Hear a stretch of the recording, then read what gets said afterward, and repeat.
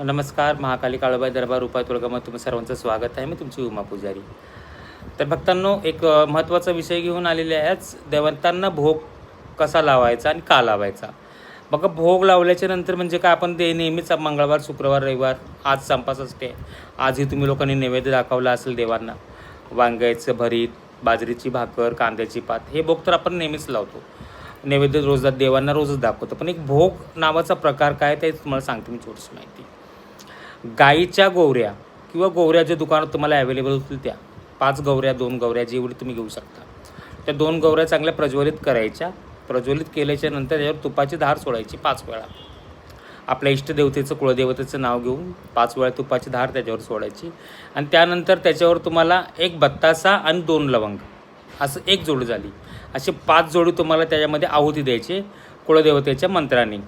फक्त मंत्र जपताना शेवटी तुम्हाला स्वाहा लावायचं आहे. स्वाहा, जोही तुम्ही मंत्र जपणार असेल किंवा जपलेला असेल, त्या मंत्राच्या शेवटी तुम्हाला स्वाहा लावायचं आहे.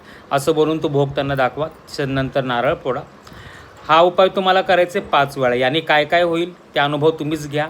पण 5 वेळेला खंड पडून देऊ नका. वार कोणता हे घ्या तुम्ही. रविवार, मंगळवार, शुक्रवार किंवा तुमच्या देवतेचे दुसरे कुठले वार असतील, दत्तगुरूंचा वार असेल, नाथबाबांचा वार असेल तर गुरुवारही चालेल. तुम्ही करून बघा हा उपाय. आणि खास करून हा उपाय मी सांगितलेला आहे ज्यांनी मंत्रदीक्षा घेतली होती आणि मंत्र साधना केली आहे त्या लोकांसाठी. तर त्यांनी हप्त्यातून 3 दिवस म्हणजे रविवार, मंगळवार, शुक्रवार न चुकता तुम्हाला हा भोग देणेच आहे. शक्तींना भोग तुम्हाला देणेच आहे. धन्यवाद पूर्ण व्हिडिओ बघितल्याबद्दल. प्लीज माझ्या चॅनलला सबस्क्राईब करा, शेअर करा, जेणेकरून सर्वांपर्यंत ही माहिती पोहोचेल, सर्वांचं कल्याण होईल. आणि सर्वांना चंपाषष्ठीच्या खूप खूप शुभेच्छा. धन्यवाद. एकोट जय मल्हार. बोल मांढरदेवी काळूबाईची चांग भली.